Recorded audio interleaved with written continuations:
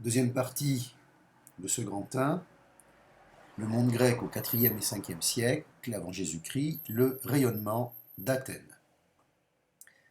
Nous parlons dans le titre donc de rayonnement d'Athènes, car elle est la plus puissante cité du monde grec.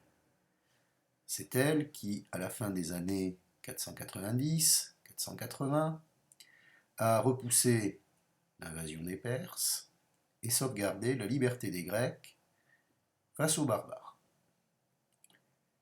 Attention, ce mot ne revêt pas la même signification que de nos jours. Par barbare, il faut comprendre ceux qui n'appartiennent pas au monde grec, qui ne parlent pas sa langue, qui n'honorent pas les mêmes dieux. Autour d'Athènes se constitue alors un vaste système d'alliances, la Ligue de Délos, d'abord constituée d'alliés libres, c'est une association de cités, mais qui, petit à petit, évolue en empire qu'Athènes domine grâce à sa force. On peut alors parler d'impérialisme.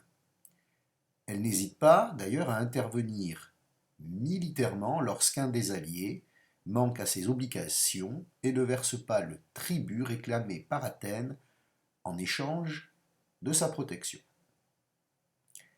Cet impérialisme, de plus en plus dur, provoque à partir de 438 une guerre totale à l'échelle du monde grec, la guerre du Péloponnèse.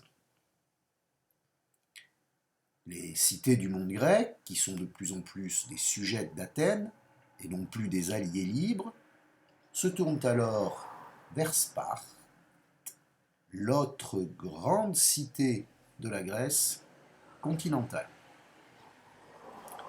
Cette guerre du Péloponnèse prend fin en 404 par la défaite d'Athènes, mais cette défaite n'éteint pas le rayonnement de cette cité, rayonnement qui repose sur d'autres éléments que la seule puissance militaire, à savoir des éléments politiques et culturels.